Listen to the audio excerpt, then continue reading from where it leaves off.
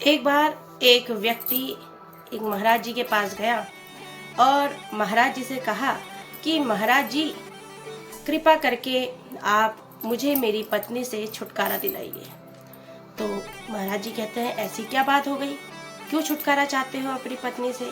इतनी अच्छी पत्नी तो है तुम्हारी, तुम्हारे साथ रहती है, तुम्हारे 2 बच्चे भी हैं, फिर क्यों तुम छुटकारा चाहते हो अपनी पत्नी से? तो पति कहता है कि महाराज जी, ये जो मेरी पत्नी है ये हमारे घर के नियमों को नहीं मानती। तो महाराज जी ने कहा कि क्या नियम नहीं मानती?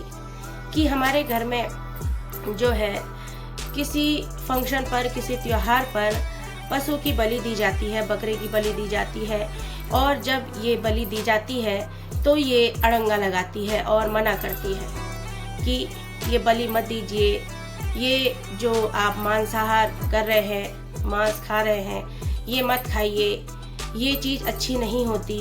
इस तरह की बातें ये करती है, जिसकी वजह से मेरे जो घर वाले हैं मुझे भी बहुत डांटते हैं और कहते हैं कि तू जा, यहाँ से निकल जा और अपनी पत्नी के साथ रह। तो इस वजह से मैं ये चाहता हूँ कि मैं अपने घर वालों को तो नहीं छोड़ सकता, अपने घर को भी नहीं छोड़ सकता, इसलिए मैं अपनी पत्नी को छोड़ रहा हूँ और पत्नी को अपनी पत्नी से अलग होना चाहता हूँ। तो महाराज जी कहते हैं कि क्या यह सही है? तो पति कहता है कि सही तो नहीं है, लेकिन यह है कि मानती नहीं। तो महाराज जी कहते हैं कि इतने सालों से ये जो चले आ रहे हैं, ये जो प्रथाएं चली आ रही हैं कि किसी फंक्शन पर या नामकरण हुआ तो तब बलि दी जाएगी, कोई मन्नत पूरी हुई तब बलि दी जाएगी, तो क्या यह सही है? ये बलि देना सही है? जैसे आपके चोट लग जाती है तो आपको दर्द होता है या नहीं होता है? तो वो व्यक्ति कहता है कि दर्द तो होता है। तो महाराज जी कहते हैं कि जब तुम्हें कोई चोट लगने पर दर्द होता है तो तुम जब पशु की बलि देते हो, उसके गले पर तुम जब चाकू रखते हो, तो क्या उसको दर्द नहीं होता होगा? क्या उसके अंदर जान नहीं है? तो वो व्यक्ति कहता है कि जान तो है, दर्द तो होता होगा, लेकिन ये तो प्रथा हमारी चली आ रही है सदियों से, हमारे पूर्वज करते थे। तो महाराज जी कहते हैं कि जब पूर्वज करते थे तो उन्हें उस चीज़ के बारे में पता नहीं था। पहले के टाइम पे जो है मांस खाने को नहीं मिलता था, इसलिए ऐसी प्रथाएं चली आ रही हैं कि अब कोई मन्नत पूरी हो रही है तो मांस खाओ, या कोई तुम्हारा कार्य पूरा हो रहा है तो मांस खाओ, या कोई त्योहार है तो मांस खाओ।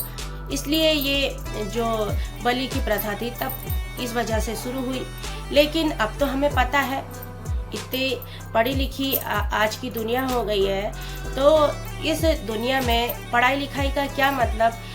क्योंकि आप तो पुराने नियमों से चल रहे हो, तो क्या फ़ायदा हो पढ़ाई लिखाई का? पढ़ाई लिखाई इसलिए कराई गई है कि लोग जो पुरानी प्रथाएं चली आ रही हैं उनमें सुधार करें और अच्छा बनाएं अपने आप को। पहले के टाइम पे तो बहुत सी ऐसी प्रथाएं थी, छुआछूत की प्रथा थी और सती प्रथा थी, और जो एक औरत के साथ किस तरह से व्यवहार किया जाता था, पढ़ने नहीं दिया जाता था, एक महिला को घर से बाहर नहीं निकलने दिया जाता था। क्या वो प्रथाएं अब हैं? तो व्यक्ति कहता है नहीं है, अब तो बहुत महिलाएं जो है आगे निकल गई हैं। तो महाराज जी कहते हैं कि मैं यही तो समझाना चाह रहा हूँ कि जो पहले प्रथाएं चली आ रही हैं, हम उन्हीं प्रथाओं के साथ अपनी ज़िंदगी क्यों काटें? हम क्या उन प्रथाओं में थोड़ा चेंज नहीं ला सकते? अगर आपको बलि देनी ही है तो आप एक नारियल फोड़ सकते हैं, उसकी भी तो आप बलि दे सकते हैं, उसे भी तो एक बलि के रूप में रखा गया है। आप नारियल फोड़ सकते हैं।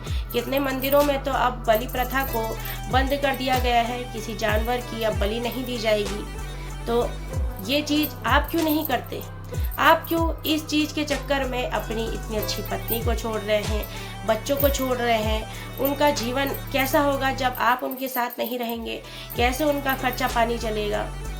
तो वो व्यक्ति महाराज की बातों से बहुत ही अच्छा अनुभव करता है और बहुत अच्छा समझता है कि महाराज जी आप बिल्कुल सही कह रहे हैं। मैं गलत रास्ते पर निकल पड़ा था और मैं अपनी पत्नी को छोड़ रहा था, अपने बच्चों को छोड़ रहा था इन प्रथाओं को मानने की वजह से। अगर मैं अपने बच्चों से अलग रहूँगा, अपनी पत्नी से अलग रहूँगा, तो मेरा जीवन किस काम का।